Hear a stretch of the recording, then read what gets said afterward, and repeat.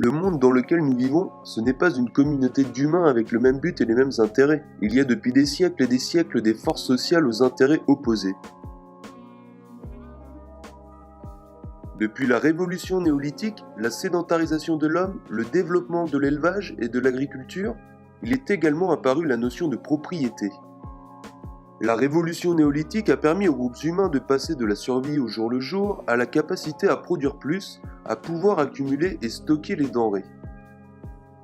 Ces richesses accumulées et cette appropriation de la terre ont entraîné des jalousies et des rivalités entre groupes humains constitués, les groupes voisins représentaient alors des menaces.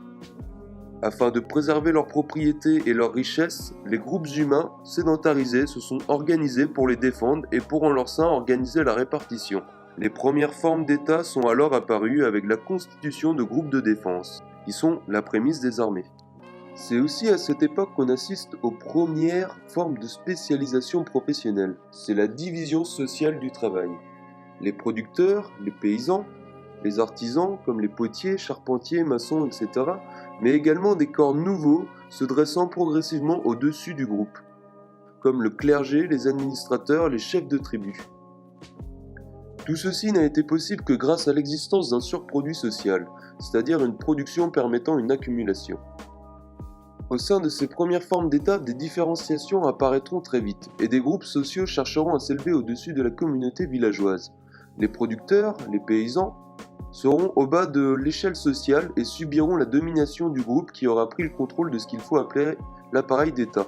L'armée, la justice, la police, avec la complicité du clergé, qui cherchera à justifier la nouvelle répartition des richesses.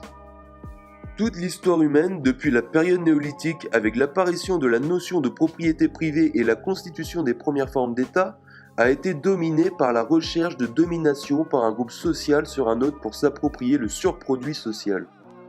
C'est encore vrai de nos jours. Au XXIe siècle, le monde est dominé par le système capitaliste.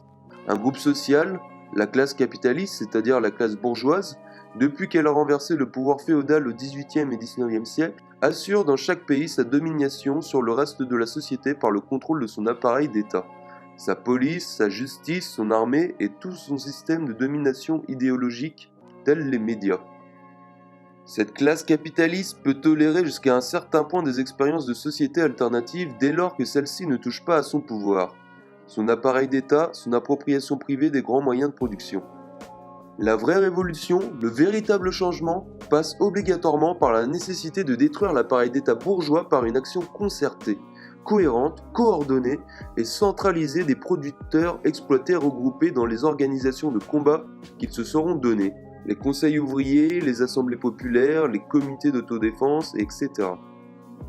La classe capitaliste ne se laissera pas faire. Même si son système est à l'agonie, elle n'est pas prête à quitter la scène politique et économique. Elle a plus d'un tour dans son sac et elle est prête à tout, même les pires solutions. Le fascisme, les coups d'état militaires, mais aussi la solution de garder le pouvoir économique en acceptant que la politique soit menée par des marionnettes de gauche qui servent son système, comme Mitterrand en 1981 ou Hollande en 2012. La prise du pouvoir par les producteurs, c'est-à-dire les travailleurs, devra être un processus conscient et collectif faisant de chaque acteur révolutionnaire un échelon conscient qui ne se laisse pas manipuler, qui est conscient des enjeux, qui n'obéit pas aveuglément à un chef, même s'il sait que face à l'ennemi de classe, il faudra de la discipline librement consentie. La difficulté de la situation réside entre la maturité des conditions objectives, tel un système capitaliste à bout de souffle, une économie qui s'effondre par exemple. On parle alors d'agonie du système et d'autre part, l'immaturité des conditions subjectives, c'est-à-dire les travailleurs, toutes celles et tous ceux qui ont intérêt et qui veulent la révolution socialiste, qui sont divisés, éparpillés, trompés. Au cours du XXe siècle, des expériences révolutionnaires ont mal tourné. C'est le cas de toutes les révolutions qui ont eu lieu, à commencer par la révolution russe de 1917, trahie par le stalinisme. Mais ne jetons pas le bébé avec l'eau du bain. Ce n'est pas parce que ces révolutions ont mal tourné que nous sommes condamnés à devoir accepter pour toujours de vivre dans un système capitaliste. Examinons calmement pourquoi elles ont mal tourné, ce qui a causé leur échec, et nous comprendrons probablement les erreurs à éviter pour gagner.